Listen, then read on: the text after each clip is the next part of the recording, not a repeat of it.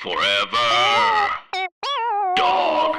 Joe, I got to tell you, I rewatched a movie this weekend. Okay. A 2024 movie. Okay. A movie I've seen before. I liked the first time. I liked it a lot. Okay. And wouldn't you know it, I liked it even better the second time. I was freaking rolling in the aisles watching this movie at home. Amy and I were watching it together. My wife, we were like rewinding scenes two or three times. Like it was freaking Step Brothers. Like, oh, that was such a funny line. Let's rewatch it three times. So you just freaking loved it upon... We were having a blast with none other than Francis Ford Coppola's Megalopolis, baby. Come on! Come on! Joe, there's a scene in Megalopolis I don't think we talked about when we reviewed it, where John Voight, the world's richest man in the movie, owns a bank, and then Shia LaBeouf is his bad nephew. And there's that scene where Coppola had to get all the characters in the movie into the same place at the same time. So he came up with this like public event about the future of the city in which everyone's like walking on like rickety catwalks, and there's like a model down below. It's very late 2010s theater aesthetic, stripped down catwalks. Everybody's like moving in and out of the scene. Of course, I remember that, Brett. A great scene, just one of the many, just unique, brilliant, just stagings in the movie. And John Voight and Shia LaBeouf are walking along this rickety catwalk, and LaBeouf is like Nepo baby. He's a fashion designer, but he like wants to run the biggest bank in the country, you know, eventually. And so he's trying to butter up John Voight, who owns the bank, and he walks sort of the movie. He like flows through the movie like this, Shia does, and he's like walking along the catwalk like this. And then John Voight is expressing concern because he's heard a rumor that Shia LaBeouf is fucking his sisters. And so he goes like, I don't know, I hear this rumor you're fucking your sisters. And then Shia LaBeouf, without like stopping his like slinky little moves, he goes, rumors, grandpa, rumors. And then he keeps moving. And it's just, we watched that like 5 times. That's Shia amazing. LaBeouf saying, rumors, grandpa, rumors. One of the great movies to quote. They don't make a lot of quotable films anymore. Megalopolis quotes. Dude, there's like 10. Megalopolis is like Caddyshack. It's like so quotable. People, I think still people don't know what this movie is, and I'm gonna lay it out there, Joe, because now having seen it twice, I know what this movie is. I know what this movie is. Tell me. It's one of the funniest movies of the year. Okay. I think this movie is going to age like a fine wine. Now we're Joe. talking. Much like the wine that Coppola used to pay for the movie. Yeah. Megalopolis is going to go down as the great like gonzo social satire of our times. It's going to be our Strangelove. It's going to be it's going to be Trump era's Dr. Strangelove. It is a comedy. It is intentionally a comedy. It's a very funny comedy. Its ambitiousness is part of the joke. That's what I realized this second view. The ambitiousness of the project and of the ambition of the characters in the movie. That's all like ambitiousness is part of the joke and the satire of the whole thing. The bigness is necessary, for the movie to work. So like I realized too why he paid, knowing he's not going to get that money back, why he paid like $100 million to make this movie, because it was the only way to make the movie, because it has to have size and scope and bigness for the jokes to pay off and work. It all clicked for me on the second viewing, and I liked it the first viewing. You gave it 5 stars. I liked the spec. I liked the first viewing you gave it 5 stars. Now I'm giving it 6 out of 5 stars. Wow. I like but the first viewing, I just loved the spectacle of watching it in a theater with people, and like we're all just shocked at what we're seeing. But it really started to actually work. I think this movie is not just a sort of what a funny, crazy thing that old Coppola did. I think this movie works. I think it works. Maybe not in every individual moment, but like in the aggregate, in the total vision, I think this movie works. It will not get nominated for a single Academy Award, but it might end up on my end of year top 10. And you gave it 5 stars, and now you're giving it 6 out of 5 stars. There's a lot of great movies this year, Joe. Okay. A lot of great movies. Okay. It's a good year for movies. Megalopolis, though, mark my words, I'm saying it now. Let me be the first to say it. Won't win any awards this year. It will definitely get votes in the next Sight and Sound poll. We'll definitely get some votes in the next Sight and Sound poll. You don't think Megalopolis is going to show up on a couple people, Spike Jonze's list next time? Right. Even just people who like owe Coppola a favor. Michael Bay's list. Yeah. It will end up on random ones. it will 100% end up on some Sight and Sound ballots next time. And it should. I think it should. I think that's what Sight and Sound's for. It should be represented amongst the films mentioned. Yes. Why not? So Joe, my question for you is, what are going to be we've watched a shit ton of movies this year, and a lot of them I'm so grateful I will never have to watch them again. But what are going to be the movies for you that you rewatch from this year? The ones you revisit, the ones you go back to. What do you kind of have like hanging around in your stable from this year?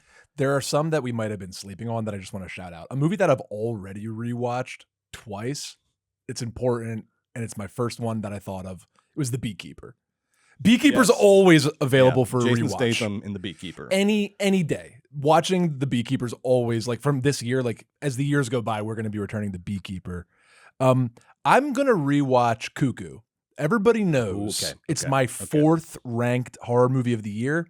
I want to rewatch it, to make sure it still is as good as I remember it being. It's high on your... And I also want to rewatch it just in case it's not like my favorite horror movie of the year. I think about that movie. I like that movie very much. Hunter Schafer showed up. We're going to talk about the award nominations that have started to come out for some of the smaller award ceremonies.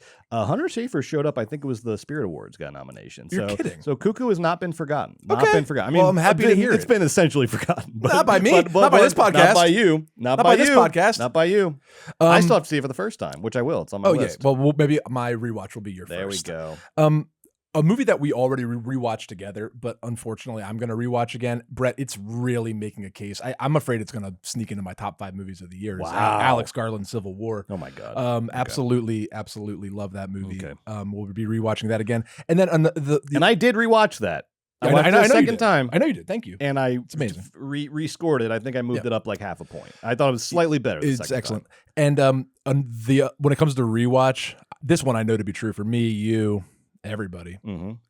Furiosa is a rewatchable flick. Oh, I like that. We're gonna be rewatching Furiosa down the line. I'm gonna rewatch Furiosa quite a bit. I'm gonna rewatch Furiosa. Like Dune 2 is a movie I'm interested in rewatching this award season because I really like Dune 2. I mean, Dune 2 was great in so many ways, and it's going to get nominated for Best Picture, and I don't want to I have to revisit it for that moment. But really, when it comes to like me in 5 years, I'm not going to be watching Dune 2 personally, but I'll certainly be throwing on Furiosa. Furiosa is rewatchable because of its sort of like chapter structure, like you can watch like I'm thinking in my head, I was like, tonight I might just rewatch like the opening action sequence, like sick. It has just those those long set pieces that you can almost rewatch individually. And it has infinite, not Easter eggs, but like it's just designed so beautifully and intricately and so depthfully, so deep. Like I watched it a second time. There's like 800,000 little this and that beautiful things in that movie that you miss. And I'm excited. I love that. I love that world. I love George Miller. One of the most underappreciated movies of the year. Movie. I do wonder if Furiosa is a prime example, and this could be subconscious. This could be an actual conspiracy going on. I feel like movies, even like critically, they get punished when they underperform financially. You bet your boots. Yeah, and it must just be the subconscious sense of a film has lost, or a film is like a loser. Yeah, is down. It's trending down. But like that shouldn't affect the critical appraisal of it. But I think it definitely does because Furiosa I don't think has been properly rated this year. I agree, I thought it was which is good. why I liked it better than Fury Road. I love that take. I think it's great. I did rewatch it. I'll be revisiting again. I wonder if in 10 years we look back at the year and everyone's like, how's that not on everybody's top 10? Yeah. Classic kind of movie. Much like Megalopolis. You know what Megalopolis is best? Its purest antecedent, the example that came before, Mulholland Drive. I think Mulholland Drive is like the template for what Megalopolis is. You think it's going to have Mulholland Drive is quite the cultural touchdown. Not initially. Not initially. I remember when it came out, it was divisive and sort of like I don't remember. And I mean, people hated it because of some of the thematic stuff and some of the violent imagery. Yeah, and I'm sure people sort of misread the sex as exploitative or something. Yeah. Anyway, regardless. Yeah. But I think it will have I don't know if it will reach the heights that Mulholland Drive has reached in its like reappraisal period where people are naming it the best film of the 21st century and Sight and Sound had it in the top 20 or something or I don't think it'll reach those heights, but I think it will have the same arc. And it's a similar kind of movie, like a late stage big misunderstood comedy satire from a aging master. I love the angle. It is a very funny movie. Yeah. Thank you for sort of reframing that. Because everyone was like, oh, it's such a self-serious philosophical thing. Like, there's plenty of that, but it is also very funny. Like, Aubrey Plaza's cast, because she's a comedic actress and she's really funny in the movie. Her name's Wow Platinum. Wow Platinum. All that stuff. John Voight's very funny in the movie. It's a great funny movie. The last one on my like things I'm going to revisit as time goes on list is a movie that was very bad, but there's no way I'm not going to like show people clips of this movie for the rest of my life, and that's Quaid's Reagan. Never forget Reagan. Oh, Reagan is never forget Reagan's Reagan. a big Reagan's the kind of rewatchable. movie you're with Yeah. your friends, you're hanging out, and you're like, well, you never saw Reagan? And he's like, no, of course not. It's like, wait, there's this one part when he like prays with Kissinger, or no, that was Nixon, whatever, some great moment in Reagan, and you're gonna want to go on YouTube and show your friends, you know, dude. Robert Davi was Brezhnev. Like it's and John Voight again, another Voight classic, Voight. another Voight classic. He plays the Russian. the like. What the He's KGB? He's the KGB agent that respects Reagan, and the story is him remembering he just was a man. Our truest opponent. That me, whoa, the Gipper. That movie. The only reason the Soviet Union doesn't exist anymore is because of Gipper. one man. That's what the movie's about. We forgot Scott Stapp as Frank Sinatra. No. Reagan's definitely worth Reagan throwing is a on and rewatchable showing movie. your Absolutely. friends. Yeah. That's a great list. I Thank love you. that. Now, do you have any movies from the last? Because we're about to get bombarded by what we are told are the best movies of the year. You know, when you look at Oscar power rankings, it's a lot of movies that are about to come out. So I Brutalist, Queer, Sing Sing. We haven't seen these films. We haven't seen these films. I have a belief that our top 10, our personal top 10s are about to get very crowded. Correct. But looking back at this little sort of lull period, September, October, November, any movies from this last 3 months that are new possible additions to your year-end top 10? It's a good question. I've said on this podcast last week, the main contender in my mind is Steve McQueen's Blitz. Mm-hmm. I might take that one to the end. I've been thinking about Blitz even more this week. You compared it sort of to Hugo in the sense that it's this like very well-made, beautiful epic that ultimately can appeal to, you know, children and families, and is sort of a broader tale, unlike Shame and Hunger and these like nasty, freaky, beautiful art house films.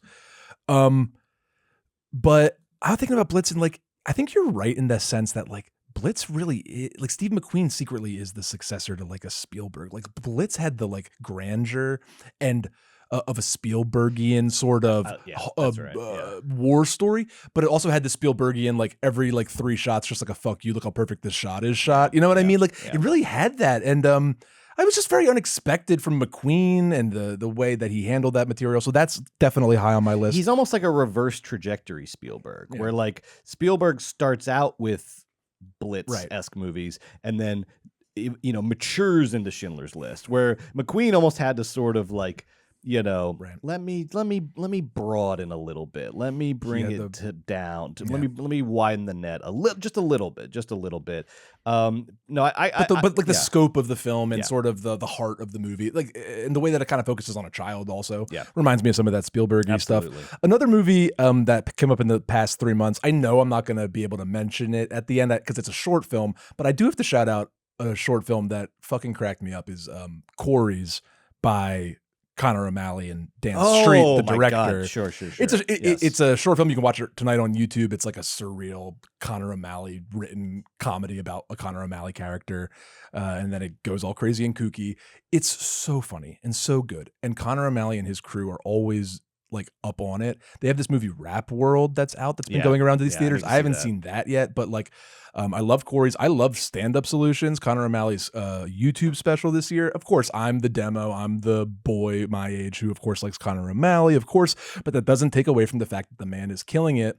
And I've watched a ton of stand-up specials. Stand Up Solutions cracked me up, and I thought was innovative in all the right ways and funny in all the right ways. And Corey's was a great short film that was pretty inspiring. So I wanted to shout that out. I think these are eligible for our top 10. I mean, no, they these totally lists are. are wide open now. You saw Art Forum just named one of our company shows, Very Delta. That's right. As the best television show of the year. I cannot agree more. Congrats to Delta Work. Congrats to Delta. Congrats to Margot. Congrats to Camille, Dipper, Doug, everybody that works on Very Delta. Yeah, according to Art Forum, our company made the best TV show of the year. That's great. That's pretty cool. We love that. Cool. So yeah, cool. And also Very Delta. Very Delta's on my top 10, even though it's a TV show, even though it's a YouTube Very Delta show. is one of the best movies. That's the best. One of the best movies of the year. Is Very I Delta. also have to shout out in the chat, Foe Fo brought up maybe the best rewatch of this year. What? Trap. Yeah. Trap. Never not going to want to rewatch Trap. Trap. Yeah. Because you know why Trap is a good rewatch? Because like tight. Smile 2 would be a good rewatch if the jump scares weren't so good. I'm just like, because like Too on a scared to rewatch, I'm rewatch? just gonna be like, I got up for the first watch. Now I got to get up again for the second. But Trap doesn't really have any huge scares in it, so you can sort of. It's like a relaxing horror. Oh yeah, Cool. I could rewatch Trap. But honestly, Brett, like I liked Wicked very much. I don't know if it's going to be in my top 10. Like I truly loved Wicked. It was a treat. But yeah, you know, the first half of the year had a bunch of really important movies to us, and it looks like the next couple of weeks are full of these movies we've been waiting to see, Brutalist, etc. You know, of course, I like the Nora, etc. That might be on the top 10 list at the end of the year for me. Like, you know, there's a couple like early though. award season movies, like a Nora, Amelia Perez, A Real Pain. Yeah, I'm not talking about those. Corey's and Blitz. That's good. For me, I thought I've already mentioned it, but the Outrun with Saoirse Ronan, I think is a candidate for my top 10. The one I just mentioned, I think Smile 2 was one that blew me away over the last couple months. But yeah, I think now we'll really see what this year is made of when we get into these award seasons. This isn't a best picture, but just to say it in this conversation, Brett, I just want to reiterate how much in the past couple of months, when it comes to performances, how much I love Sebastian Stan in The Apprentice. I know. You know, that's not a best picture movie, and we talked about that on this podcast, but in the past couple of months, when it came to things that I thought rose to the level of award season for real stuff, I'm disappointed that. We'll talk about. I think again it was the Spirit Awards, maybe there's one of the nominations that just came out where he to me is the clear front runner in the category. Great. I would love to see him get something for that performance because now we're in the beginning of award season, and now all these little big but little awards on the way to the path. Gotham, Oscar, Independent Spirits, New York Critics Circle. Yeah, so we'll get to that in the movie news section. One last word on Coppola before we kick the show off. Our dude Coppola is already at work on his next movie after losing somewhere in the vicinity of $100 million of his own money on Megalopolis. He's already going. Apparently, he spent Thanksgiving with his family and then flew to London to start production on his next movie. You got to love this guy, as you know. And his next movie is an adaptation of the Edith Wharton novel Glimpses of the Moon, which I'm not familiar with. Which the populace is craving for more Wharton. You know, I have a really after Scorsese's Age of Innocence. I have that terrible Ethan Frome adaptation. I have an embarrassing Edith Wharton story. Please. I shouldn't say this, but since this is the live stream, I'll just let you know. Maybe we'll keep it in the pod. I was at Edith Wharton's house. Okay. And we were like looking through all the rooms. And this would be in New York, Washington Square ish. No. This was her like upstate. Her upstate. Her big upstate, her palatial estate upstate. Okay. And we saw like the rooms and the grounds, and we were really far. Did you do? Well, the house was sort of like closed up because it was kind of winter, and we were like well in the backyard. I took a piss on Edith Wharton's tree in the back of her yard in her house. That's fair game. I wouldn't feel bad about that. We can leave that in the pod. And then I walked I thought you were about to say on like her sofa. No, but I had a bathroom emergency at Edith Wharton's house, and I had no choice but to like pee on the grounds. It was awful. My wife is still mad at me from it. Sorry, you can cut that. That's not good. Us staying on top of it material. I'm sorry. I think it's a great story. Okay, yeah. Good. You publicly urinated at Edith Wharton's historical home. Yeah, I truly think that's fair game. I think that's fine. I think almost any as long as you're not like exposing you weren't like trying to go 2 for 1 and also do a little public exposure. You were just urinating. I just looks very privately had to go to the bathroom at Edith Wharton's I think backyard. that's fine. I think that's fair game. Well, anyway, this Glimpses of the Moon adaptation he's working on, I am so excited because Coppola describes it as a strange 30s style musical. You know, his first musical since One from the Heart, which you love, and I think is very good. This is where I my freaking I was in Looney Tunes, smoke coming out of my ears, my heart's big in my eyes.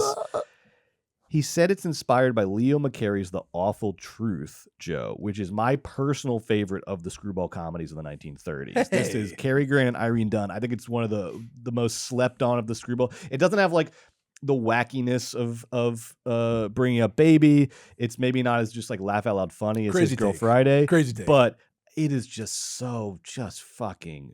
It's just that Cary Grant, Irene Dunne comedy sophistication, just You and at like Coppola. the highest level. It's just so good. I You're love The operating Awful on a Truth. Coppola I think The level. Awful Truth is great. And you get like, dumb old Ralph Bellamy in it. You just get some of your favorite side characters too. So Coppola doing Edith Wharton inspired by The Awful Truth. Sign me up, baby. Yeah. Sign me up. No notes. The only thing I'm worried about is now I don't know if I can squeeze in. I don't know how many Megalopolis rewatches I can screen in before this thing comes out. Because then I'm going to be on to Glimpses of the Moon. Wow. This week on Movies, baby, I know what Hollywood's thankful for this year. Moana 2, Wicked, and Gladiator 2, and the cornucopia of cash that they earned over the 5-day holiday weekend. We'll be talking about that. Plus, we saw The Piano Lesson. I've got some new streaming recs for your holiday season. Award season is heating up, Joe. We've got a lot to get to, so let's not waste one more second. You ready, freak? Yeah. Then Margot, roll that theme song. There it is.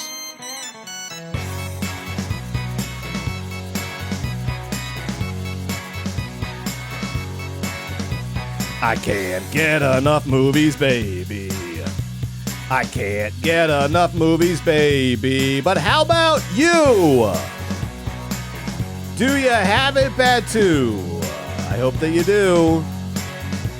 Whenever one ends, it's like the death of a friend. I get to wishing that there were 2 more reels. And then a voice cries out, "Move, baby, you're in my seat, and you don't want to mess with who the Philly movie freak."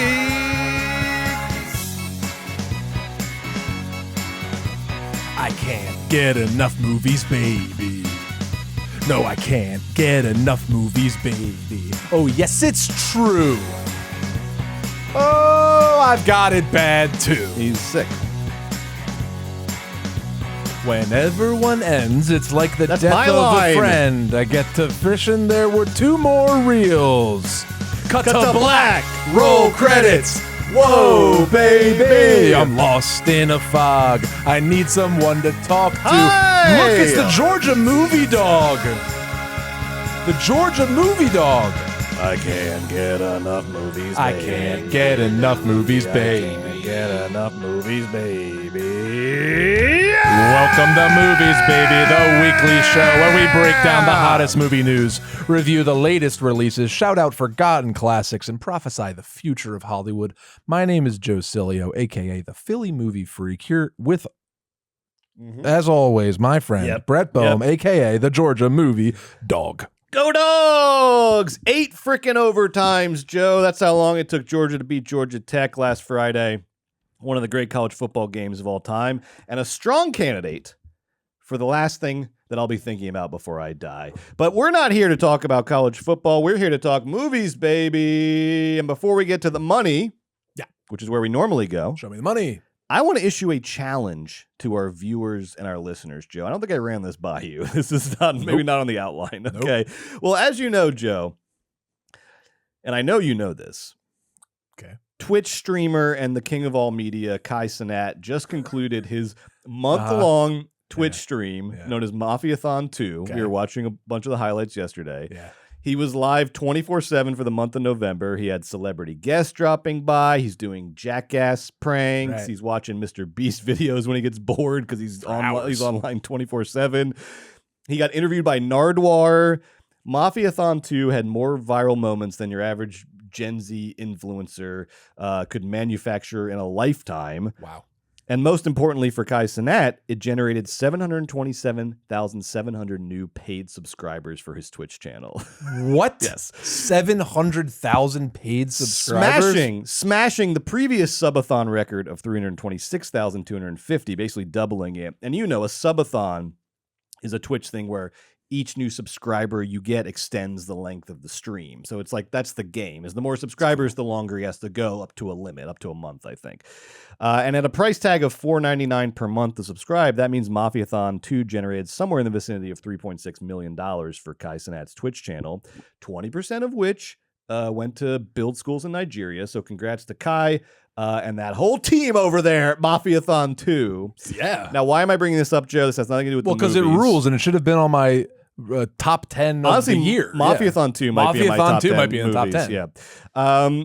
Movies Baby, the reason I'm bringing this Yeah. up is because Movies Baby is also in desperate need of subscriptions. Except these subscriptions, Yeah. I'm not talking about Patreon for now. Okay. Just for right now, I'm not talking about Patreon. You're not.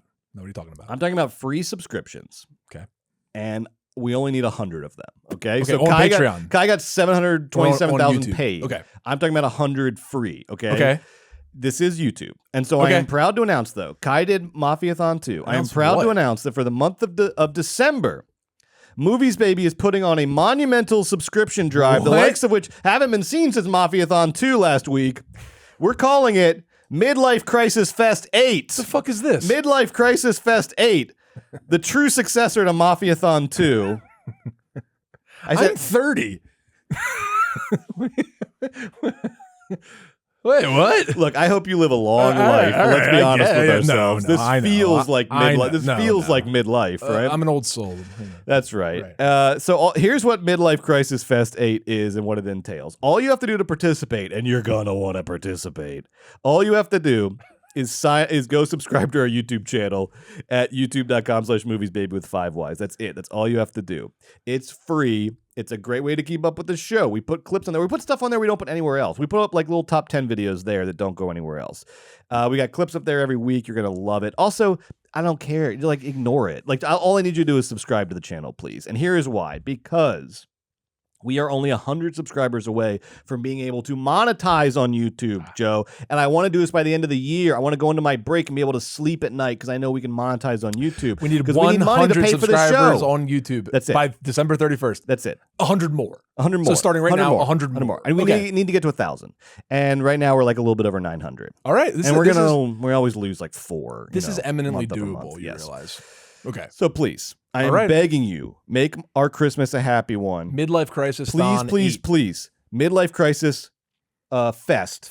Midlife Crisis 8. Fest 8. And I love this art because it's like Yes. it's the Goodfellas poster. Yeah, with Kevin but Costner Kevin from Costner from Horizon Yes. is whose head is that usually? Or, That's Leota. That's or De Niro. De Niro in the Okay, middle, De Niro's yes. head. Yeah. Anyway, great. I didn't know about this, but Yeah. I obviously agree that we want Yeah. more subscribers. Let's Yes, do it, good, baby. good. Let's do it, baby. I refuse to accept are defeat. we going to stream for till it happens? We don't have to do or- any of that shit. we don't 'Cause have to do these are nothing. free. We don't have to do anything. Like, got it. One person out there while they're watching the stream could just create like 90 burners on Gmail and subscribe with each of them. They and just could. I get mean, this. if they're a good fan and You they care could about put- the show, they could. You could put Midlife Crisis Fest 8 to bed tonight, and then I don't have to talk about it anymore. But look, let's play it fair, okay? Because I don't want you getting tracked down by the YouTube police, okay? Let's play it No, fair. we want 100 pure subscribers. We need 100 subscribers. So if you're listening, tell your friends, tell your family while you're at home for the holidays. Grab their phones, subscribe them up. It'll be great. And then your family gets fun little alerts when we put content. And then they'll know up. what we thought about, Yes. the piano lesson. Yes, they'll know how much we hated their favorite movies. They're gonna love it.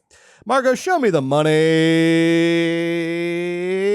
Oh, well. Dang. Look what the cat dragged in. Well. It was somehow even bigger than we thought it was gonna be. And no, I am not talking about Jeff Probst's penis. Look it up online. We saw it today. I'm talking about the box office returns for the Thanksgiving 2024 weekend. Now, before we get into the specifics here, Joe, let's review the stakes going into this weekend. What were the stakes? Because stakes were high. Yeah. Stakes were high. We knew it was going to be a big weekend with Moana 2 premiering and Wicked and Gladiator 2 entering their second weekends. You don't get this kind of three-headed monster, often. This is a rare thing. So there were a couple records in play. Specifically, the highest grossing Thanksgiving weekend of all time, which previously was 2018 with 315 million in combined ticket sales. That was in play. And then also the biggest individual Thanksgiving opening ever was in play, previously Frozen with 125 million in 2019. Now, our predictions last week were that Moana 2 would become individually the biggest Thanksgiving movie of all time. It's kind of a safe prediction. And then we said that 315 million was a bridge too far. Mhm. We said we started doing the rough numbers. Like there's no way. Mhm. We had Wicked coming down to 60, 70. We had Moana at like 130. We're like, there's just no way it can get to. 130 was huge. get to- 130 would have been what Frozen 2 got. in 2019 Would've been huge. on the same frame. It was huge. Would have been the biggest movies of the year. It would have been huge. Well, both records got smashed, obliterated, blown to bits, dispersed to the farthest winds of the world, Joe. Yeah. Collectively, this Thanksgiving weekend's box office was $420 million. 420. We didn't think it could get to 315. We were wrong. Nah. 420. Yeah. 420. And then Moana 2 easily became the biggest Thanksgiving movie of all time, making $221 million over the 5-day weekend, way over projections, an absolute smash hit. And when you add in the international markets, it did $389 million opening weekend, making it, wait for it, the biggest animated movie opening of all time, beating Inside Out 2, which set the record previously this year, but it beat Inside Out 2's record by like $100 million, Joe. Remember when we were like, could Moana 2 do Inside Out 2 numbers? I do. It was last week, and no, we were wrong. It can, and then some. It can, and then so much more. Can I mention how maybe this happened? Yes, please. Okay, so first of all, Moana, as we probably said on the podcast, is the most watched piece of anything on Disney Plus ever. Okay, it's the number one most watched thing on the entire platform.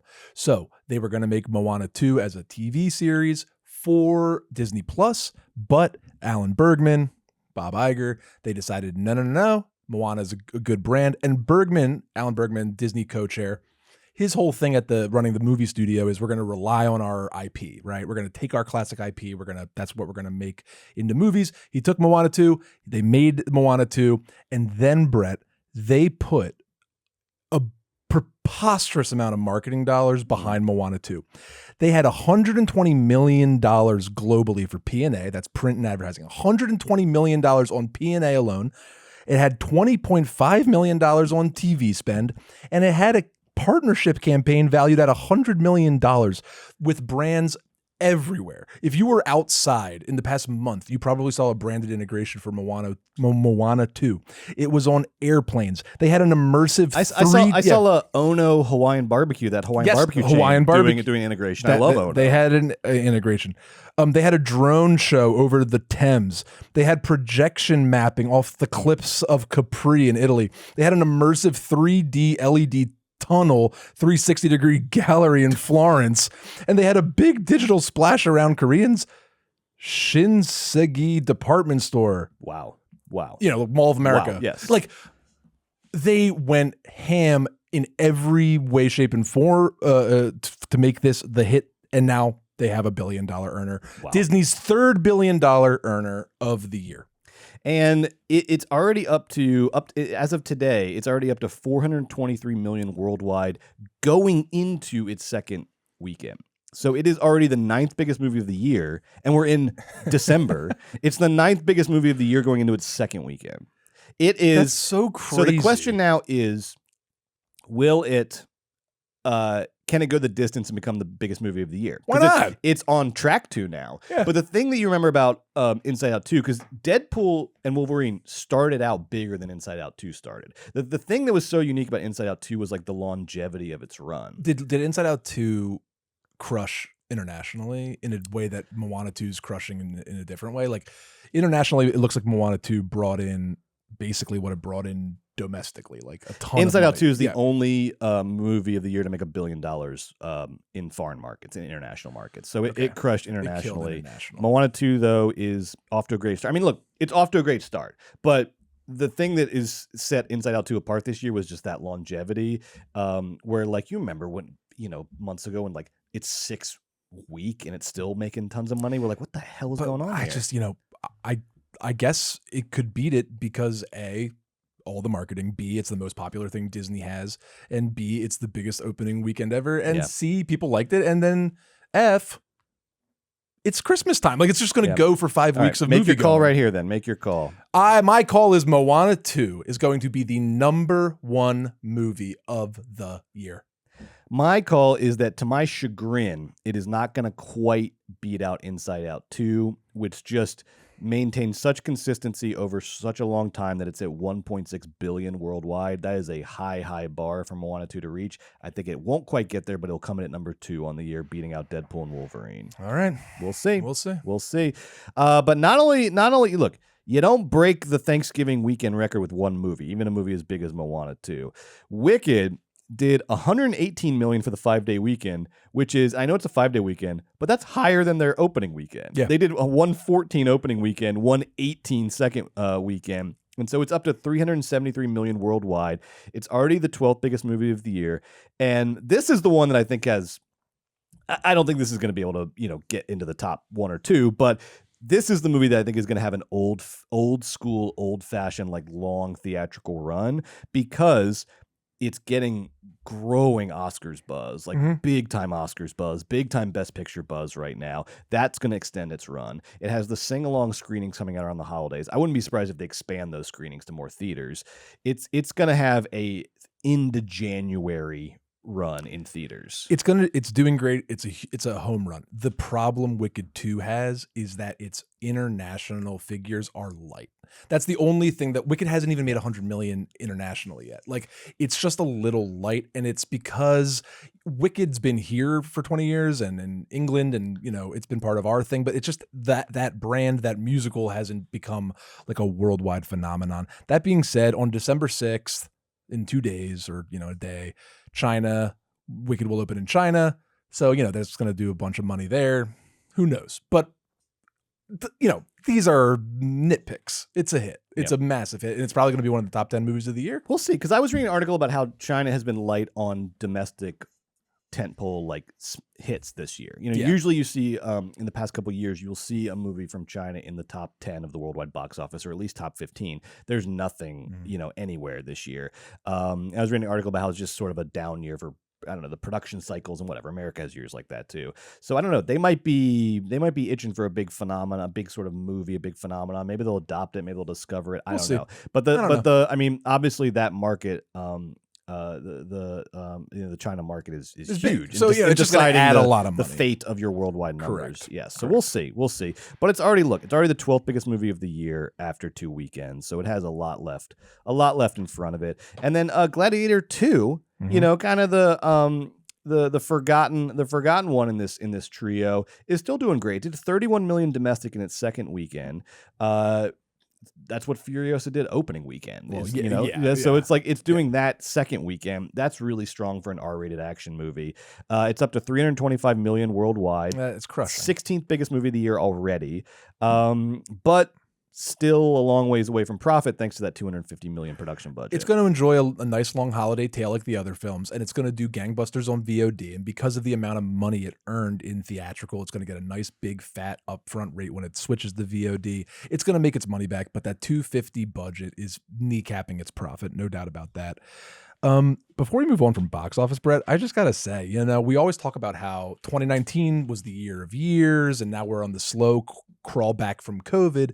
And it's true. Every year, the box office seemingly is returning slightly more to pre-COVID numbers. But listen to this. This weekend, this Thanksgiving frame means that since 2021, the biggest opening weekends ever for these holidays have all happened post-COVID. Yeah. Easter, Memorial Day, 4th of July, Labor Day, and Thanksgiving, all beaten post-COVID. Yeah. What I'm saying is, let's make a fucking movie. Yes, yeah. No, the prognosis of this year's box office is going to end up being very positive, despite the Joker debacle and the sort of down October. The box office is back in such a big way, and this year is ultimately going to be, I think, thought of as a success in terms of, and financially, in terms of the future of the movies, the future of theatrical releases. I wouldn't be surprised. I mean, look, Disney's going to crush at the box office with the top 3 movies. They're going to make just an insane amount of profit. They're going to have $3 billion movies, and they are the ones out of all the studios who really recommitted to wide theatrical releases and all that goes along with that. The marketing, like you said, with Moana 2. So I would not be surprised if more studios follow that model. Warner Brothers, the etc. most people ever, went to AMC this week for what I'm trying to communicate is movies aren't dead. No, and I'm excited about that. And Barbenheimer was not some sort of anomaly. It was not like the last gasp before the end. It was the beginning of a new cycle, which is what we see throughout the history of Hollywood. Is lulls. Everybody's like, oh no, the movie's over, and then nope. There's a new hit, and suddenly the cycle restarts itself. One more fact for the movies are back fans. Here is from Matt Bellany in his newsletter this week. He said this, let's put this wild weekend at the box office in terms Netflix can understand. Nearly 30 million people saw Moana 2, Wicked, or Gladiator in the US and Canada, okay? Multiply that by the average runtime of the films, 136 minutes, and that's 4.1 billion minutes watched. Compare that to the top 3 English language films on Netflix for the full week of November 18th through 24th. The Merry Gentleman, Hot, Frosty, and Spellbound. Never even fucking heard of them. Together, they delivered a 3.39 billion minutes watched. So an average 1.1 billion minutes. That's a quarter less than was watched in theaters over the same 5-day stretch. Wow. A quarter of the audience of Netflix put out 3 movies. Of course, they're much cheaper than the movies in the movie theater, but still. Netflix put out 3 big movies, The Merry Gentleman, Hot, Frosty, and Spellbound. Merry Gentleman's the one where Chad Michael Murray takes his shirt off. And Spellbound's the one that's for kids. And that's like the Moana 2. And those movies came out the same exact 10-day stretch. They have no cultural cachet and were watched from a minutes perspective, which is how Netflix garners value. A quarter of the value of those movies. That's great reporting. That's great. That's great work with the numbers. I'd also like to point out on this similar line of theatrical versus streaming, the Juror Number 2 debacle continues. Juror Number 2, Clint Eastwood's latest film, perhaps maybe his last or one of his last movies. Got this very brief theatrical release by Warner Brothers, like put it out in like 40 theaters for a couple weekends or something. It was nothing. They didn't really do a full 4-year consideration campaign for it, which would be normal for an Eastwood movie. And now they've just dumped it on streaming. Well, turns out that Juror Number 2 premiered at number 1 on VOD, number 1 on iTunes. And IndieWire's Tom Brugman pointed out, number 1 for a film, because one reaction might be like, oh, okay, it's just a movie that was made for streaming. But no, IndieWire's Tom Brugman made this good point. Number 1 for a film that played at most in only 1 theater in the cities it played in and without any ads, that's unheard of. This has to be seen as further evidence that Warner Brothers failed to grasp the inherent interest in this movie and in this project. And what's even more confusing and confounding in terms of Warner Brothers, distribution of this movie is that Juror Number 2 is going to be available to stream for free on Max in 2 weeks. So they're not even maximizing the VOD window, and they're just dumping it on Max. This was such a thoroughly botched distribution of this movie. And then on X, Empire City BO, who I'd highly recommend as I don't know who they are, they're anonymous, but just an incredible industry insider who is rarely wrong about stuff and has a lot of great insights, says, and just is opinionated and fun, WB has become the dumbest studio in Hollywood not named Lionsgate. What a colossal screw up. They left at least $100 million on the table by not doing a proper theatrical release for this movie. And I think that's credible based on how popular it's been on VOD. They probably left a minimum of $100 million on the table by not doing a full theatrical release of the latest Clint Eastwood movie starring Nicholas Hoult. Hindsight is 2020. Easy to play Monday morning quarterback on this decision now. Somebody pull up the last 12 fucking Clint Eastwood movies. What did The Mule make? What did Trouble with the Fucking Curve make? What did Jersey Boys make? What did all those movies make? I'm sure there's what did Richard Jewell make? I'm sure there's a hit here and there, but this movie was put into production for streaming. Clint agreed. That's how they got the money to finance the fucking picture. Now, if you're going to criticize Warner Brothers for taking their eye off of the ball when it comes to theatrical distribution, unlike Alan Bergman and the folks over at Disney, well, you're right. But I think it's funny to defend Warner Brothers when it comes to Juror Number 2, so I'm doing it again. The Mule made $175 million at the box office. You morons! You fucking morons! You had a winner on your grasps, and look at what you've done. You fucking offended one of the greats. You kicked yourself in the butt financially, and now you look like a stunad with egg all over your face. How dare you? How dare you? Got it. He thought that the whole time. How dare you? Let's talk some movie news, Joe. And this week, the movie news is all about award season kicking off because we've got the Gotham Awards happened. The National Board of Review released their picks for Best of the Year. New York Film Critics Circle released their picks. Independent Spirit Awards, the most fun ceremony of them all, released their nominations today. And then coming up later this month, we've got Los Angeles Film Critics Circle will be doing awards this weekend. Golden Globe nominations come out next week. What? On the 9th. Woo-hoo! Yes. And then on the 12th, Critics' Choice Award nominations. So we're into it. It's happening. It's happening. It's happening. So let's go through some of these awards that have already been handed out, nominations that have already happened, and check the vibes. We've done our power rankings, which I have right here. We might need to adjust some of these. But let's go through and see what's happening. So the Gotham Awards kicked off award season on Monday. The Gotham Awards are like that town in New Hampshire that votes before anyone else. You know, it doesn't really matter. Gulch. It's essentially symbolic, but they're giving out awards, and we love awards and movies, so it's fun. Gophers Notch. And they can give, what is it called? I forget. Something Notch. Right, yeah, something like that. Dixville Notch. Dixville Notch, look at you. Yeah.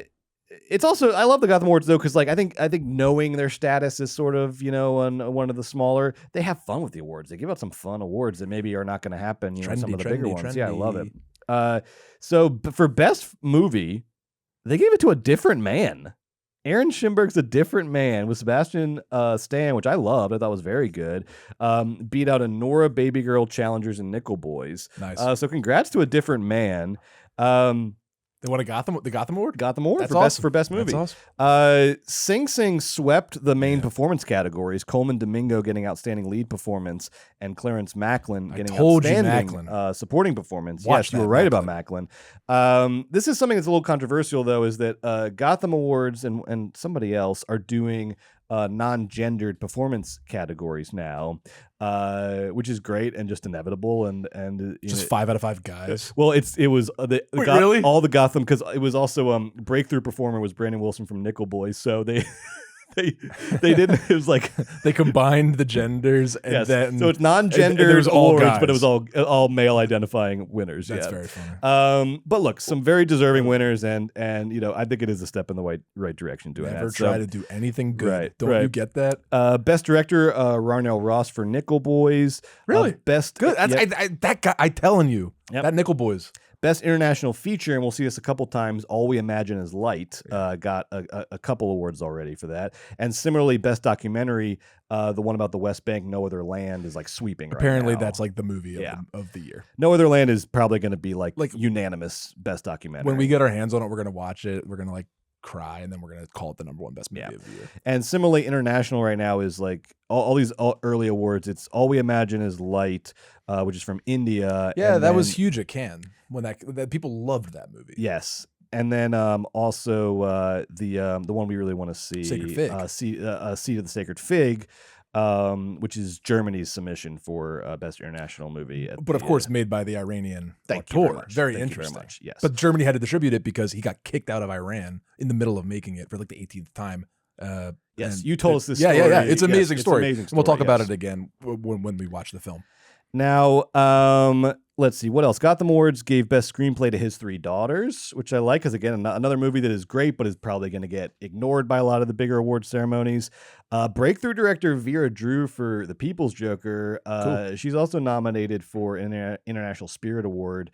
Maybe like the Cassavetes Award or something like that. One of those like low budget awards they give out. Cool. So Gotham Awards, some fun stuff in there. I like it a lot. I think the one, obviously Different Man is going to sort of, this will probably be its only best picture win out of the award ceremonies, I would think. It's just sort of a, you know, not many people saw it. And I mean, for me, it wasn't a perfect movie. It had kind of a rough, third act, but for smaller movies that are like close but no cigaring the Oscar conversation, these little early wins and little early noms are important. I don't know. We'll see what Different Man gets on these next couple of ones, but you have Independent Spirit there, those noms and stuff? I do. Was that appearing? I do. So let's look at what's like the difference between the Gotham and the Independent Spirit. Let's look at Independent Spirit. So Independent Spirit, it's just nominations, not awards yet. But for nominations, Best Feature, we've got Nora, I saw the TV Glow, Nickel Boys, Sing Sing, and The Substance. Very cool. Very hip. Very cool. And then Anora and I Saw the TV Glow led all nominees with 6 nominations apiece. So those were the big nominations. Where James Schoenbrun's Anora is way better than I Saw TV Glow. It is, Okay, yeah. sorry. But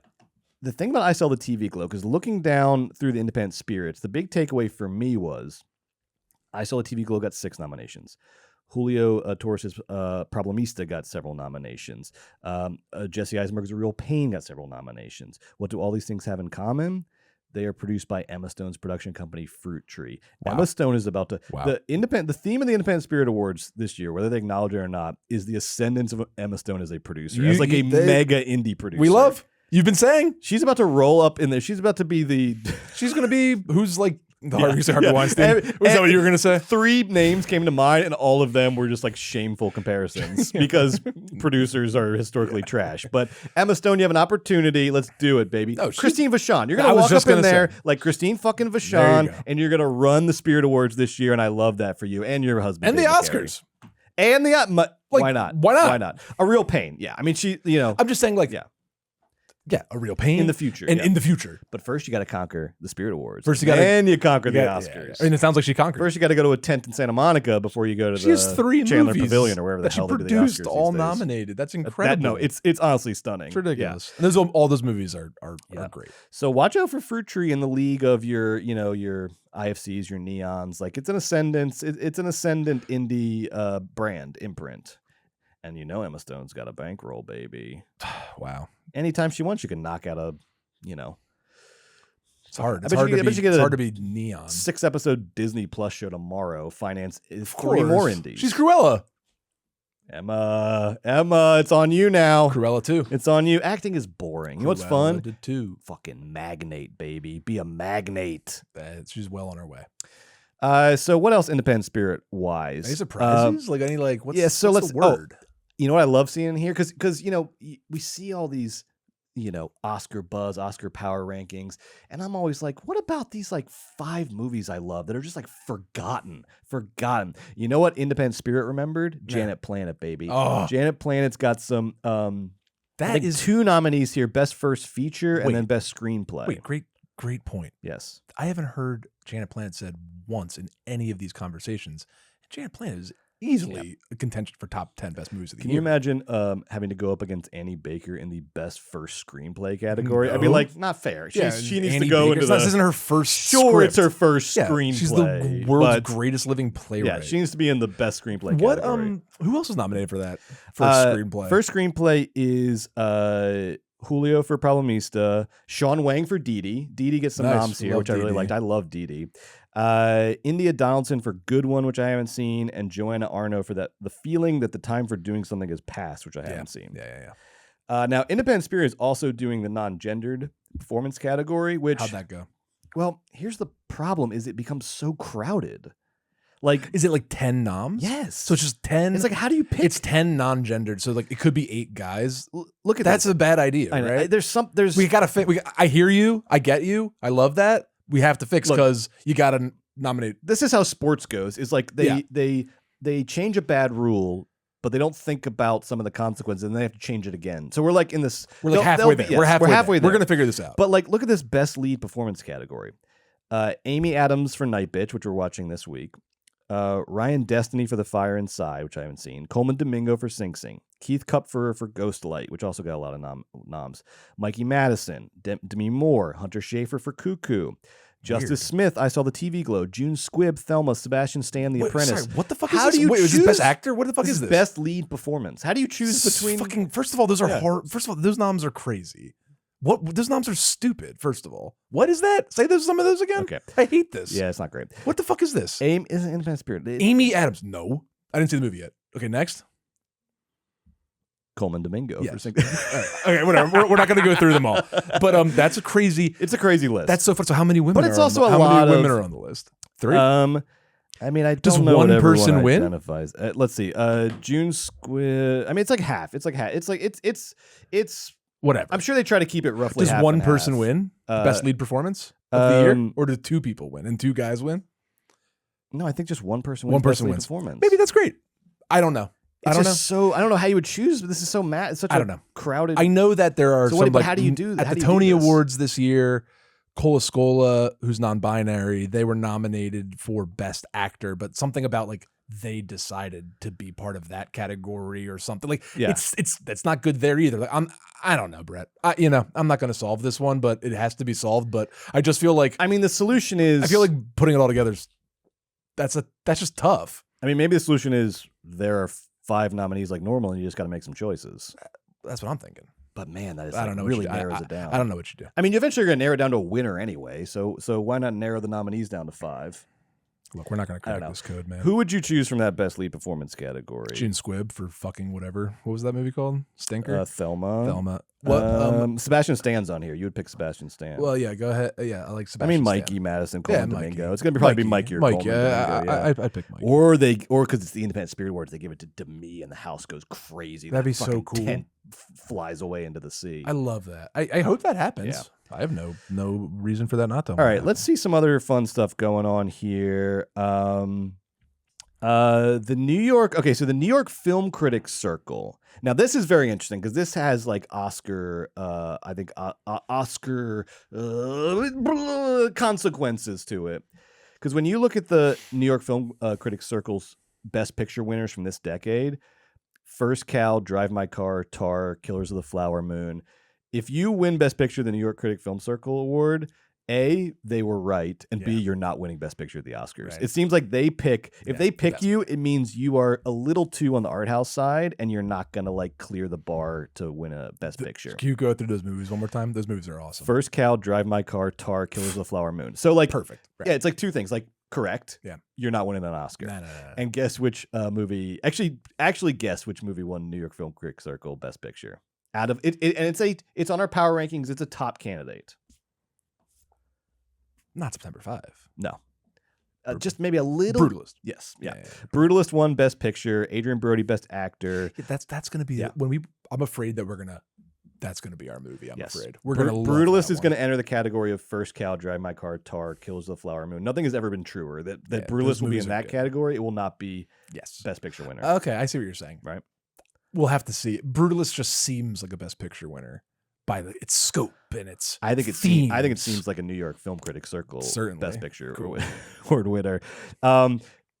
They also picked Ramel Ross for Best Director for Nickel Boys. So there's I'm telling you because it's first person. Yeah, and apparently it's not ugly or stupid. It's gorgeous and amazing. I think Nickel Boys is going to blow us away as well.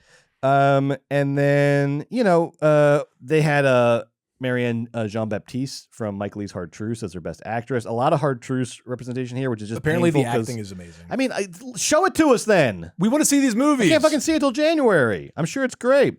They also gave Best First Movie to Janet Planet, Annie Baker. So Janet Planet's getting some real attention because that movie is legitimately it's so good, excellent. I just didn't know until now if it was like recognized, as such, but I think it is. I think people, understand how good it is. Now, let's quickly talk about National Board of Review, because the one movie that is getting tons of Best Picture buzz lately over the last week that we have not mentioned yet in these hip art house awards is Wicked. Yeah. And the National Board of Review did not forget about Wicked. It gave Wicked Best Film and it gave John Chu Best Director. You're fucking me. Now, before you say what a load of shit, they also gave Daniel Craig Best Actor for Queer. They gave Nicole Kidman Best Actress for Baby Girl, Kieran Culkin Best Supporting Actor for Real Pain, and Elle Fanning Best Supporting for A Complete Unknown. And when I look at that list, I'm like, those might be the Oscar winners right there. That has, out of all the award ceremonies, that one has Oscar winners written all over it. Look, good point. Interesting take. I hear you. I think Wicked should be nominated for Best Picture. I stand Wicked. Wicked's not going to win Best Picture, right? Think about what the Oscars are. Think about how the Oscars work. Even the Oscars don't. They work on momentum and they work on cultural cachet and discourse. It has almost nothing to do with the quality of the movie. Of course not. But I just... What won Best Picture last year? Do we even know? Fuck, Oppenheimer. Doesn't matter. Oh, Oppenheimer. Yeah. Okay. Yeah, that example. Yeah. Right. Would have been nice if it was the Everything Everywhere All at Once. Yeah. We'll see, Brett. I don't know. Look, I will say though, I do not know. All the articles are coming out now, and look, this is just part of the game. Because it's Wicked's PR team is putting them out. But like the articles are coming out. Could because as soon as you ask the question, could Wicked win Best Picture? Then suddenly people are like, oh, okay, yeah, maybe I can see Wicked as a Best Picture winner. Whatever the marketing folks over at Neon are doing for Anora is really good because their For Your Consideration campaign is so industry focused. And I see it across all types of media for like industry centric sort of like niche like programs, media, podcasts, newspapers, variety at all. And it has a lot of like that buzz, and it has Mikey's going to win Best Actress. Like, I'm not saying it's my favorite movie of the year. I'm just like, Anora is going to be such a contender. Here's the only problem. Because for the National Board of Review, which out of all these does seem to be the most sort of Oscar predictive, Mikey Madison won an award.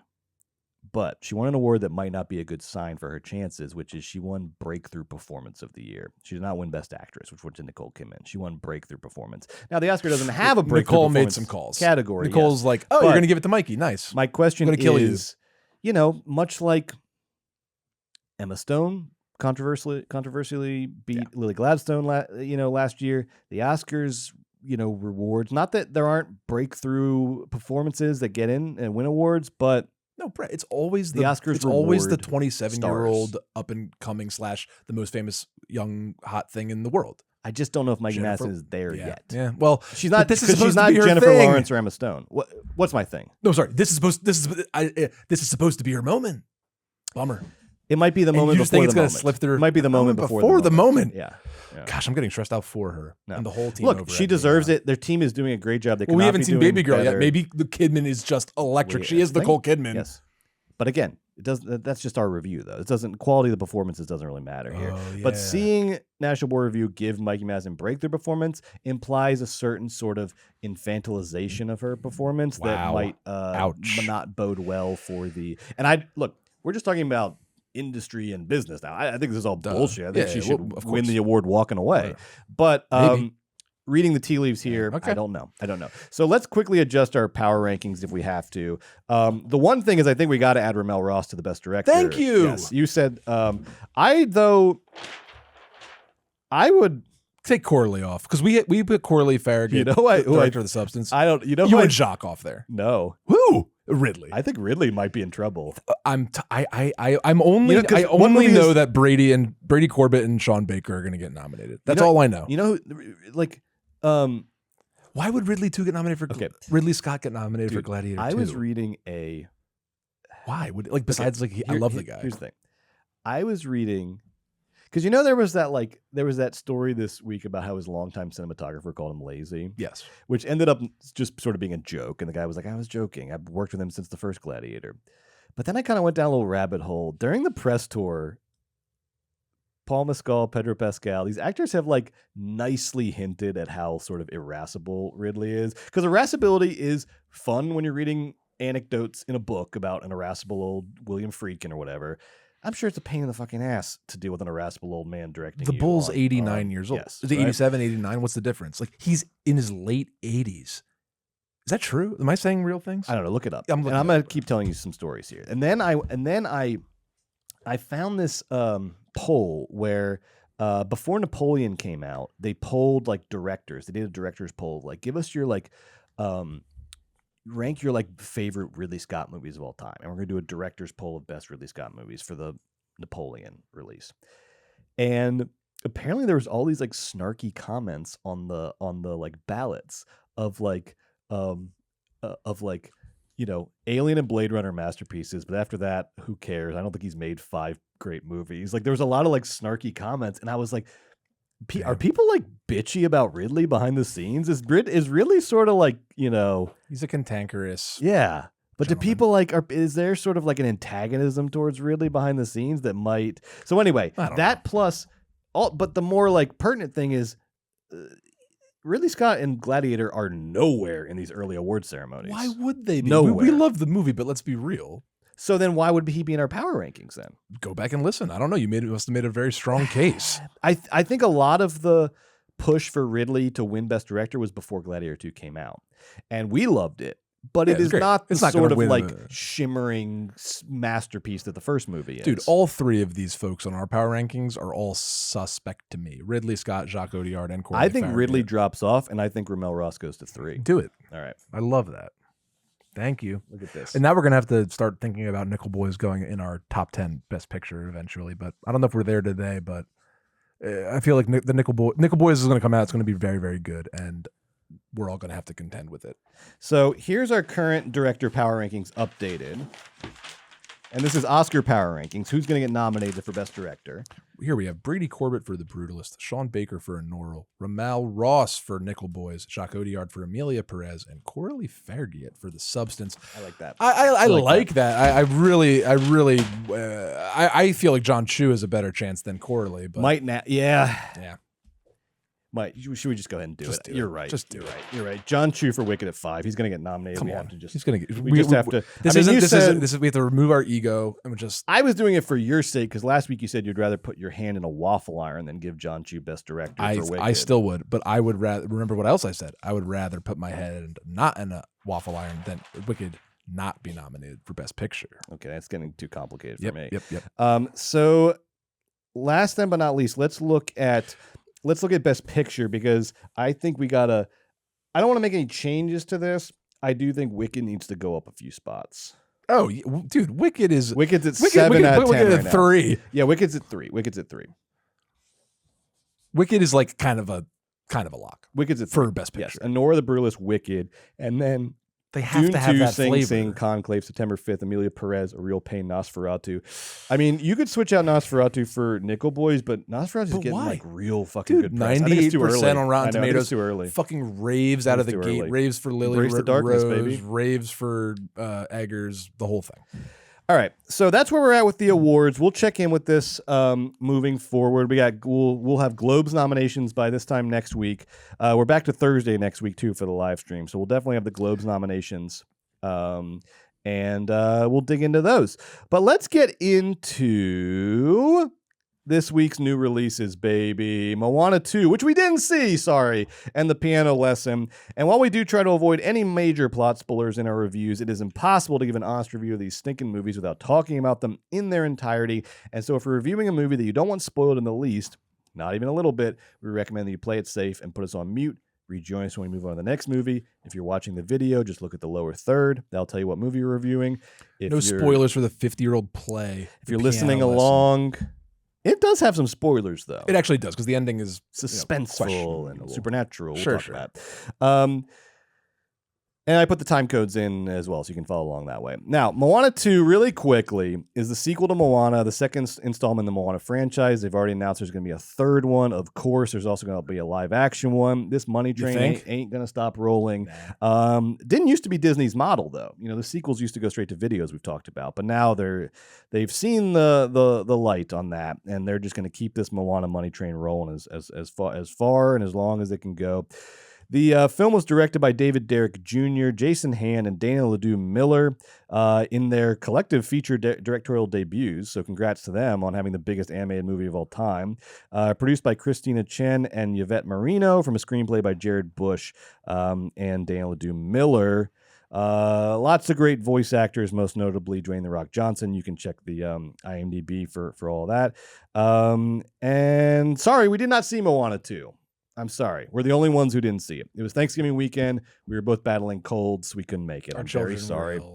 But what do you want us to... You don't want a review on Moana 2? You know, it was good, but I think I'm not a kid, so it was bad. Here's what it has a 63% critic score on Rotten Tomatoes. I think the consensus is pretty good, not as good as the original. Yeah, but music's good, not as good as the Yeah. Lin-Manuel Yeah. stuff, and you know it's fine. And you can kind of tell it used to be a TV show, but NBD, and you know it's Moana 2, and it was Moana great. 2. Are you looking for a kids movie or an animated movie this holiday season? I'm sure it's a great choice. Are you a child? Check out Moana 2. I congratulate Bob Iger and the Disney team on another box office smash. Now, a movie we did watch, a movie we did see, is The Piano Lesson. The Piano Lesson, based on the play by August Wilson, as Joe pointed out. Now, this is part of Denzel Washington's master plan to do all of the entire Pittsburgh cycle of August Wilson plays, which is 10 plays. Yeah. Now he's already done Fences and Ma Rainey's Black Bottom, and now his sons, Malcolm Washington, who directed it, and then John David Washington, who's starring in it, are keeping his dream going. So he's got 3 out of 10 done. Yeah, and he the three good ones. Start with the 3 good ones. The 3 famous ones. King Hedley's good. Famous ones, yes. But some of like, I mean, Gem of the Ocean, like, they're not going to get around the Gem of the Ocean. We'll see. We got an August Wilson head in the room. Yeah. I love it. I respect it. Yeah. It's good to have someone who knows what they're talking about. Yeah. I had never seen a production of The Piano Lesson before watching this movie. So I was very, very excited to get into it. What did you think of The Piano Lesson? So really quickly, it's set in 1936 Pittsburgh during the Great Depression, and it follows the lives of the Charles family around this heirloom, this old piano that's intricately carved with the faces of their family members and ancestors and the stories of their family, and it turns out there's a backstory involving slavery and violence and cruelty, and there's supernatural elements, and it's also sort of a kitchen sink drama for a lot of it. It's got a lot going on. It's a hell of a play, if you needed me to say that. Now the movie adaptation, once again directed by Malcolm Washington, I liked this movie overall.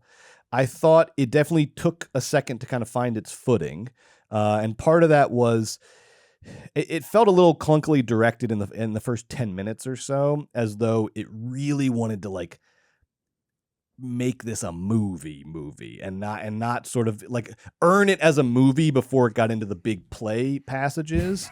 And the opening sequences in particular felt kind of like rushed and overdone and like aspiring for virtuosity, but in practice they look like cutscenes from a History Channel documentary, at the kind of quality. Dang. And so the first 10 minutes, I thought were kind of a waste and probably just caught a gone. But as soon as we get into and you feel it, there's a moment like where a couple of the main characters, Samuel Jackson, who's great in this, John David Washington, a couple of the main characters are like hanging out at night and like drinking and reminiscing, and then you suddenly are like, oh, this is probably like the first like full scene from the play, because now I feel like I'm in the movie, I'm in the world of the movie, the dialogue is fucking popping.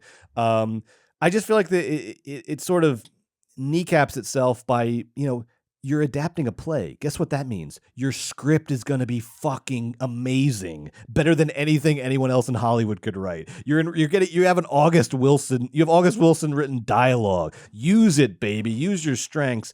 But it feels like the kind of insecurities of a first-time director really trying to make it cinematic immediately, and the movie's a little impatient in those first 10 minutes and can't pull off its own sort of aspirations to virtuosity. But once we get into like the play, the movie like kind of abandons that project and just does the play for most of the movie. So I thought once we got into the play, it really picked up, and just the lines are great, the story's amazing. I thought it was pretty well acted, maybe not sort of expertly acted, but pretty well acted. My only other critique was once we get into the supernatural elements later on, I don't know, you might know more about this, I don't know how those elements are usually presented on stage. I thought for a movie they were presented a little too literally. I think it could have been a little more, I don't know, just, you got light and shadow and you got things off camera. You got a lot to play with. You got a lot to play with. I thought the supernatural elements were presented a little too poltergeisty for the piano lesson. But I did think the performances were really strong, and you just can't beat August Wilson's writing. So a lot of the joys of the movie were just inherited from the play, whereas the attempts to adapt, I think, mostly went awry. But it's still August Wilson's The Piano Lesson done well, and I would recommend seeing it. I liked The Piano Lesson too. I thought it was a really good adaptation of the play. Brett, you nailed it. One of my least favorite things that movies based on plays do is like, oh, well, it's a movie, so we got to take them outside of the house and show what walking around is like without any line. And The Piano Lesson does this, where it's like, scene's done, now we're going to go to the next scene. Let's just have like a interstitial with a little music to show a little moving around town. Why? Yeah. Fucking why? It adds nothing. It didn't add. What's in Hedda Gabler's backyard? Who fucking Question cares? I've always wondered. Then also your point about the horror. It was also sort of like, oh, this movie is now a movie and it's on Netflix and people gotta like it and it's old, so people are gonna think it's boring. So we're gonna increase the spiritual or the what's the word? Fucking supernatural elements. We're gonna horrify them, which was so weird. At the end, it's like you see like the ghosts, and then they like essentially go boo. It's just that's not what the vibe of any production of this play I've ever seen has ever been. It's supposed to be like magic, right? Not like horror. I mean, on one hand, there's of course it also lends itself to horror. It's the ghost of their slave owning family from the past, of course it's horrifying, and that's what the whole play's about, is how much the generational trauma is like weighing on this family, and they've put it all in this piano, this gorgeous like symbol, monolithic symbol.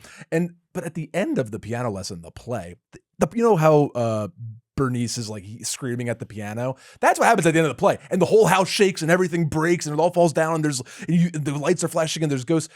But then it like ends sort of ambiguously. But in the movie, there's like a weird resolution where it all like works out for Boy Willie. It's like, what?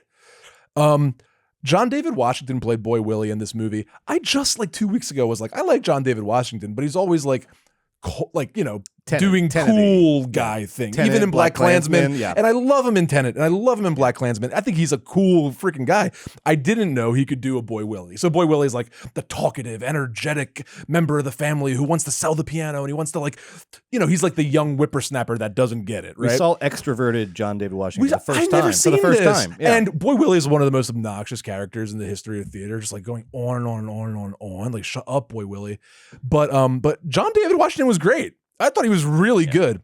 Danielle Deadwyler, who we have on our power ranking for Best Supporting Actress, she was excellent. Just a powerhouse actor. She was excellent. Who is this? She's fucking great. Powerhouse. I loved that. She was great. I liked a lot of the different supporting characters. It was like a real who's who of actors. Like Corey Hawkins, shows up as Avery, which was awesome. Erykah Badu showed up in this film for a second. That's right. It was like a great cast. Obviously, Samuel L. Jackson was great. I think that I love this project in theory. Like, it's just like kind of an important thing. Sorry, it's not like I'm the world's biggest August Wilson fan. In fact, I find like his plays can be rather sort of droll. Sometimes they're absolutely gorgeous and brilliant. Is droll not a good thing? Not droll, boring. Dry. Sometimes they can be dry, but also like it just lives and dies on the strength of the performance. I've seen Ma Rainey's Black Bottom be boring. I've seen Ma Rainey's Black Bottom be fucking the greatest thing I've ever seen in my life. So of course it depends, but I think this was good. I like the project. They should make all 10 of them. They're important American plays, and it's very cool that Denzel's sort of the champion of them. Very smart too to outsource it to your kids. I love that. Get the boys involved. Knock out Fences yourself. Yeah, I'll do the good one. I'll do Fences, and then Viola. Okay, fine. You can play Ma Rainey, but then the boys can do they can do all can do radio golf. On fucking wait, I want to see radio golf. That's one of them. That's the 90s one. Okay, yeah, that sounds amazing. Anyway. Yeah, I liked it. Didn't love. It was good. Yeah, liked and loved. I would agree with that. Now, before we end this week's episode, I want to shout out a couple streaming movies I watched this week. Because I'm going through for your holiday season, I'm getting caught up on streaming movies, and this is movies that went straight to streaming or had like a very limited theatrical release and then went to streaming. And so I'm gonna give them a yes, no, or maybe. This is for your holiday season if you're sitting at home looking to stream stuff. This week I watched Rebel Ridge and I watched Lee. Rebel Ridge and Lee. I want to talk about. You watched Lee? I did. Okay. I want to talk about Rebel Ridge first. This is a crime thriller that came out on Netflix back in September. You watch it on Netflix. It is written, produced, directed, and edited by a director I really like, Jeremy Saulnier, the gritty auteur responsible for Blue Ruin and Green Room. Green Room ended up on our top 10 A24 movies of all time. Blue Ruin I love as well. The DP on this was David Gallego, and the movie stars Aaron Pierre. M. Night Shyamalan heads will know him as Midsize Sedan from Old. We also got Don Johnson in this. We got Anna Sophia Robb, David Denman, Roy from The Office. James Cromwell shows up in this. and Winners, others. winners. The movie is about a former Marine, Aaron Pierre, who is traveling to a courthouse in a small Louisiana town. He's biking there. You just start like in the middle of the thing. You start with him biking, and he's going there to bail out his cousin for a misdemeanor possession charge. But it's very important that he bails him out because his cousin had like a gang thing that went awry. And so if his cousin ends up going to prison before his trial, he's going to get killed in prison by this gang that he wronged or whatever. So it's like high stakes. But on the way to the courthouse, he gets pulled over by these redneck cops and they seize the cash via civil forfeiture. And so they just steal his money because they have some bullshit about like, they think it might be in drug money. And then the Marine, Aaron Pierre, with help from a law clerk, just goes full Rambo on these cops for the next hour and a half to get this money back. And in the process, he uncovers a small town conspiracy that goes way beyond just this one bag of cash. So that's Rebel Ridge. I love Jeremy Saulnier. I cannot believe it took me this long to watch Rebel Ridge. I also love this subgenre of like one person going up against cops and corruption in a small town, and it all happens in real time over the course of a couple days. Think First Blood, In the Heat of the Night. I love this genre. I love the containment of the real time one weekend. I love the containment of the small town. You feel like you can't, it's like, the rules are different. These three guys run everything. There's no recourse beyond them. How is this person going to defeat them? I love the containment of that genre. Add Rebel Ridge to this list. It's a very unique addition to this genre because on the one hand, it's doing more action movie beats and action movie lines than that summary might indicate. Even more action movie beats than First Blood, which is, Rambo doesn't get full action movie until the second one. But on the other hand, it's also way more into a thing that I love. It's way into bureaucracy, baby. It is way into bureaucracy. You'll learn a lot about civil forfeiture, the funding of local police departments, the interplay between the police and the courts, but it's all done like sleekly, fast, quick, like everything. All of that stuff is like embedded in the story. So It's not like, somebody stops to tell you what civil forfeiture is all about. It's like, no, the Marine like needs to know the rules of civil forfeiture because he's trying to like, overturn them. But you get a lot of interesting, like, minutia about our government bureaucracy and how fucked up it is. And all the things that the cops can do with really sort of like immunity and without due process. And so there's a lot of interesting stuff along with just some killer like action movie lines and action sequences and fights and stuff. It's Rambo with bureaucracy, baby, basically. Aaron Pierre's great. Anne Sophia Robb also great, doing like a Holly Hunter sort of character.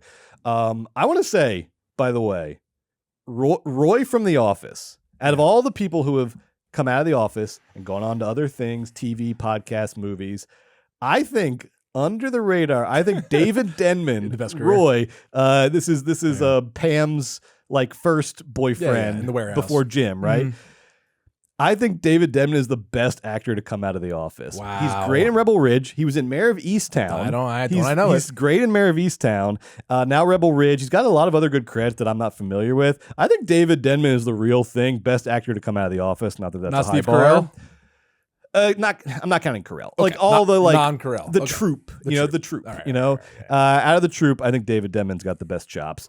Don Johnson still fucking got it. That's big what I was time. going to say. Big What do you time. mean Don Johnson's in the movie? Don Johnson's like got it big time. Okay. And I was comparing. He has like because you know how like I'm thinking of him like in terms of like Dennis Quaid, Kurt Russell. Like I love Dennis Quaid in The Substance. I love late career Kurt Russell performances. But you know how they get a little loose and a little wild. Of course. Like Don Johnson is like controlled in this. Like he has like a controlled, detailed sort of performance that was really exciting to see in like a weathered older actor. Like he really did well in this movie. I liked it a lot. He's basically like the big bad, but he does a lot of like, he lets his words, do the fighting for him. So there's a lot of good back and forth between him and Jason Pierre. Okay. James Cromwell doing corrupt Cromwell. Nice. A la LA Confidential, my favorite Cromwell. Fuck nice Cromwell. Give me corrupt Cromwell. And just like a really sick, bruising soundtrack. We know Saulnier likes his like hard music from Green Room. You got the opening song is Iron Maiden's Sign of the Beast. Bad Brains is in this. Great soundtrack. It's not a perfect movie. I think, when they get into the sort of act 3, everything's got to sort of come to a head. The pieces start to click together a little too effortlessly. Not everything feels fully earned. And I think that's the consequence of just having so much plot to resolve, particularly for this kind of a, movie.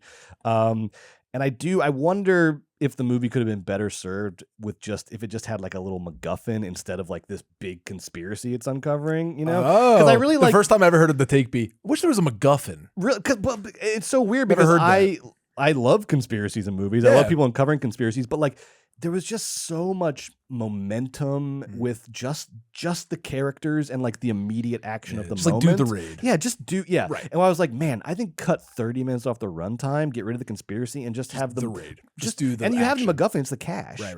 Like it should have just been the cash as opposed to like, oh, the cash is just the beginning of the story. Why? I like the cash. I like that as the story. Honey, just do a triple frontier. Yes. Just do a triple frontier. What are we always saying? Why is this so complicated? Just fucking do a triple frontier. Don't do a quadruple frontier. Do a triple frontier. But look, that's a small gripe with a good movie that is definitely worth your time. I give Rebel Ridge a yes on my scale of yes, no, or maybe. Particularly, I was going to say, if you have to spend your holiday around some Republican family members, this is a sneaky good pick because on the surface, total dad movie, right? Under the surface, anti-cop exposes police corruption. Could be an interesting choice. Watch this with your Republican family. Be in the same room with some Republicans this holiday. Now, Lee.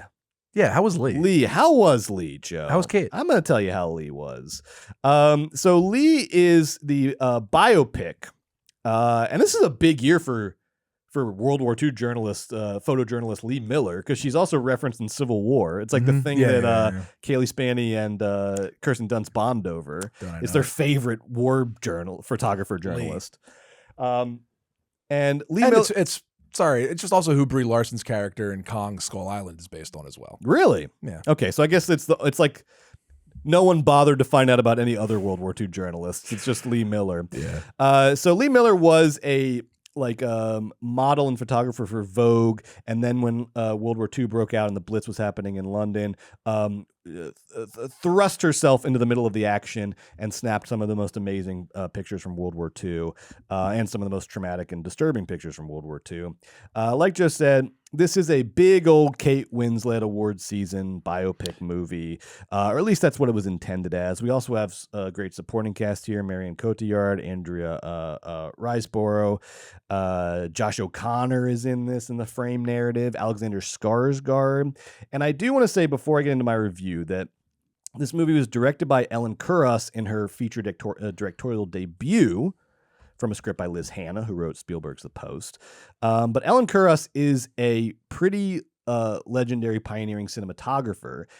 She was the DP on Eternal Sunshine of the Spotless Mind. How about that for your fucking resume? This is the first time she's directing a movie.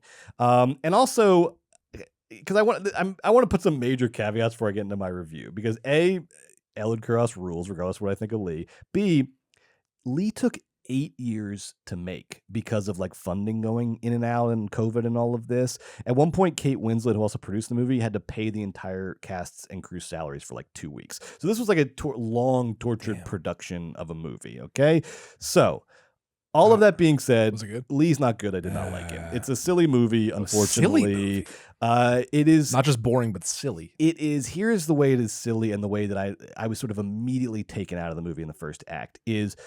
I don't know if I've ever seen a movie that is more contrived in the way that is like hitting these like stereotypical historical biopic beats. It does it almost as though we're watching like they use like the script with all the placeholders and they forgot to like write the real scenes. Like everything is so stock. It's kind of like, it's just such a bummer. It's like an immediate bummer. There's a frame narrative where old Lee is getting interviewed by a young journalist about her life, and she's this irascible old lady. And then there is this like scene of like a bohemian picnic before the war, and there's a couple women who are topless at the picnic. Oh my God. But then Alexander Skarsgård comes up, and Kate Winslet and Alexander Skarsgård are like, ooh, they're like trading eyes. They're like into each other. But then, and they're like verbally jousting, blah, blah, blah. And Skarsgård does the thing. I'm going to describe this thing, and I'm going to command the filmmakers of the world to never do this scene ever again, because I cannot watch it ever again. He does the thing where he like looks at, having only met her for 5 minutes, he looks at her and like tells her whole life story. I fucking hate that. It is so contrived and stupid. It is so ridiculous. So he's like, let me guess. Let me guess. Yeah. You were raised, there's the lines. You were raised staunchly middle class. You're used to people getting distracted just by looking at you.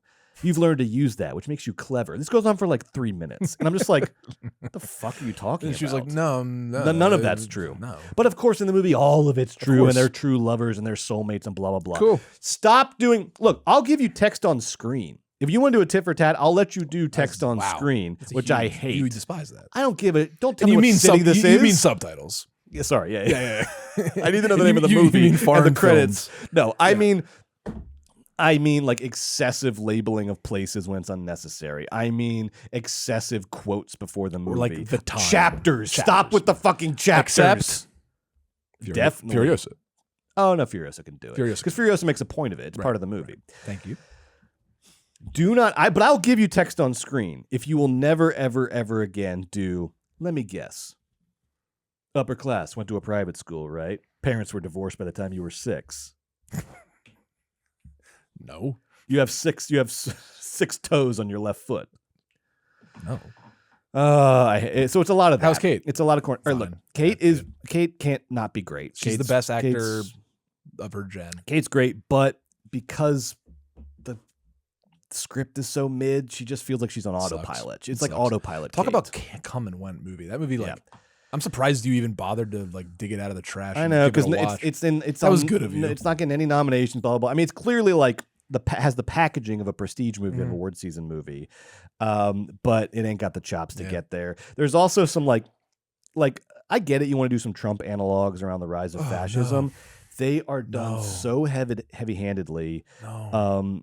That it just feels like the Trump analogs are done in a way where they're like almost looking at the camera to be like, you get it. You get what we're doing, right? Remember Donald Trump? And so what happens is it just feels like rich liberal box checking and not actual political commentary about the thing. I hate this movie. Andy Samberg's in it in a dramatic role because my guess is he wouldn't stop telling his agent, I want to be Bill Hader. Fuck off. Unfortunately, he's not, and he's out of his depth here. He's concentrating way too hard on his 1940s accent to give an actual performance, but he also, I will say, he also doesn't make any huge mistakes, and he lives to fight another day. I love Samberg. Like the British during the Blitz. I love Samberg. I give Lee 2 thumbs up for effort and 2 thumbs down for outcome. No, you should not watch Lee this holiday season. Huh? All right. I won't, but Rebel Ridge sounds good. Dude, I'm gonna love that. Watch Rebel Ridge. That sounds tonight. Fun. That sounds tonight. It's the kind of movie where crowd pleaser. 30 seconds in, you're like, let's go. Strap me. Turn in. it up. Strap me in. Wait, pause. Get popcorn. Okay. Wait, this is gonna be. I'm gonna watch. This is the movie. one. Here we go. Yeah. I think that brings us to an end of another Movies Baby. Let's see what we got going on next week. Okay, so here's why I have a big question mark on the marquee for next week. Because, Joe, we have one more full episode to do in 2024. We're going to do it next Thursday, right? Our last episode of the year. And you show me today, it's like, there's like my Lemon Tree, there'll be like a weekend where it just like explodes overnight. Similarly, the theaters of LA have exploded with all of the award season movies in limited release, et cetera, et cetera. All these movies we've been hearing about all year, how good they are. We've been seeing them on all these lists. Suddenly, we can see so many of these movies. So we're going to just get out there and see as many of these damn award season movies as we can. I think the biggest release is Night Bitch, Amy Adams' Night Bitch. So we'll see Night Bitch. We'll also see a bunch of award season movies. We'll pack it in. And so next week, we're going to come back with some quick hitters for your holiday season. How are these award season movies actually? Are they actually good? Are they overhyped? Can't wait. We'll tell you. So we're going to watch as many as we can. A lot of the movies we mentioned in tonight's movie news section. And then next week on Bergman's, this is almost tragic. This is like you looking at, what was your Possession versus The Thing? It was a Possession. It was versus The Thing. Okay. Yeah, so that's a tough one. That's tough. a tough one for me too, but really for you. That's tough. This one though is going to be very tough. One of my all-time favorite movies. I think, there were times where I would have this in like my top 3. Yeah. Now it's probably like top 20, but With Nell and I, the classic cult British comedy starring Richard E. Grant, directed by Bruce Robinson, with Nell and I. Versus. Sorry, I just got like I literally was. You were like sad. I got lost in a with Nell and I reverie. I I was thinking of the times I've seen it. The first time I saw it in college. Versus Bill and Ted's Excellent Adventure, one of my favorite movies growing up as a kid, and the movie I've come back to 100 times and it's never gotten old or bad. I have the same like experience. Like of all the movies I've seen a million times, these are like in the top 10. Yep. Like I've seen these movies a million times, and Bill and Ted's was when I was younger, and with Nell and I was when I was a little older. Like these movies are so good. I can't wait to revisit them. I wonder which one's going to enter the canon and which one's going to enter the trash can, and we can never watch it again. Speaking of which, yes, we're about to do one of these. We're about to do a Bergman's. This is going to be a fun one. This is the last time that we'll watch either The Little Mermaid, Disney's The Little Mermaid, yes, or the manga classic Akira. So it's Akira versus Little Mermaid, two of the most influential animated movies of the 80s and of all time. Yeah. But based on a manga, yes, by the director. And we will be deciding this after the break. So what happens now is that this part of the show ends. We'll take a 10-minute break, and then when we come back, we'll be doing Weekend at Bergman's. But it will only be for Patreon subscribers. So if you want to keep the party going, and you know you do, baby, it's still early. Crack open another bottle, light up another spliff, baby. It's still early. You go over to the Patreon, and while you're there, take a little detour to YouTube, right? As part of Midlife Crisis Fest 8. And sign up for our Patreon, or subscribe to our YouTube, and then head on over to Patreon, sign up. You can do a 7-day free trial and join us for tonight, right now, in 10 minutes, Akira vs. Little Mermaid. Only one can survive. Special guest. You're not going to want to miss it. And we have a special guest. You're not going to want to miss it. Ooh, we're already up to 911 subscribers. It's happening. All right. We'll see you there in 10 minutes. Bye.